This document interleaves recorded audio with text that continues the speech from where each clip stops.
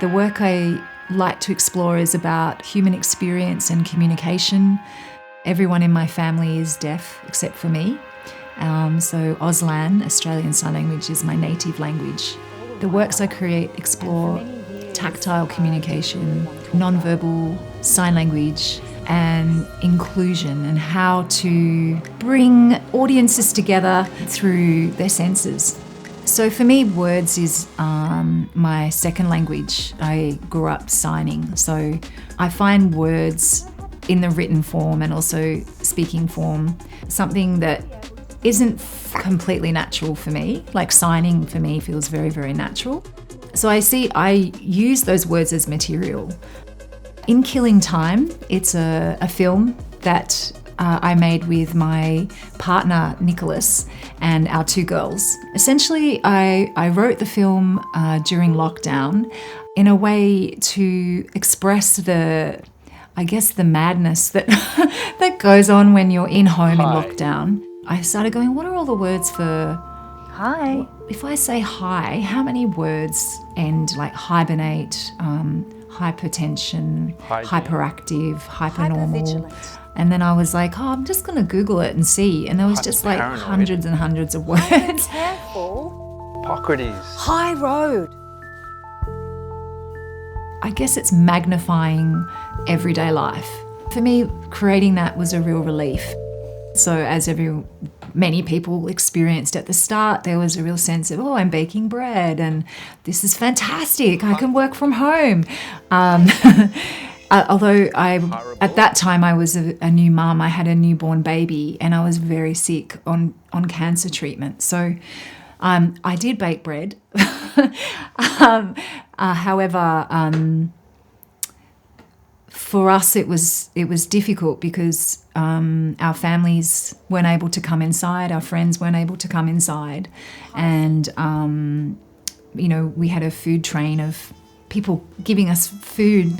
A lot of friends supported us through that time.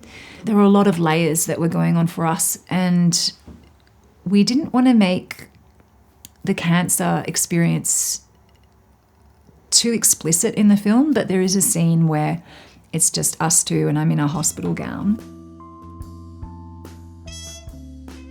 The more you watch, the more it digs deeper and shows the many layers, the many colours, the many emotions that are held within a family environment.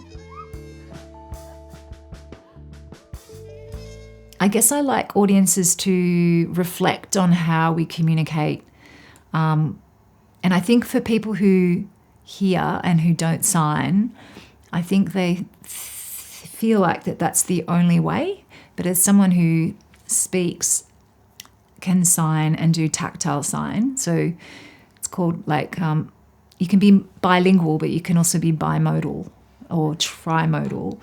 So if I can talk through touch or sign or speak, there's more scope as a human to express yourself or communicate. And I liked showing audiences what's possible.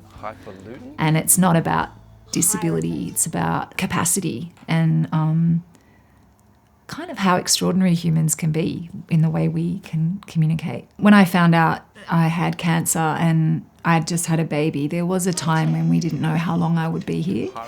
And how about my life? Like, will I be alive in 3 years, 4 years?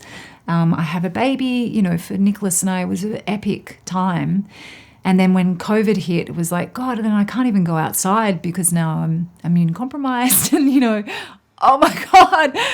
So I thought in this work, it's like, if I can make something for my child, for my children, to show them who their mum was and what was happening at the time for Nicholas and I, that it was a difficult time, but it was a beautiful time and it was a playful time and colourful time, and that life is beautiful. So I wanted to make something for my girls and that they would look back and go, hey, there's me as a baby and there's mum and dad. And at that time was a pandemic and mum had cancer and look what they did, So for me it was a gift to leave legacy. Hi. And to remind people that life's really special, even if it feels really shit or really, really hard, that there's always colour.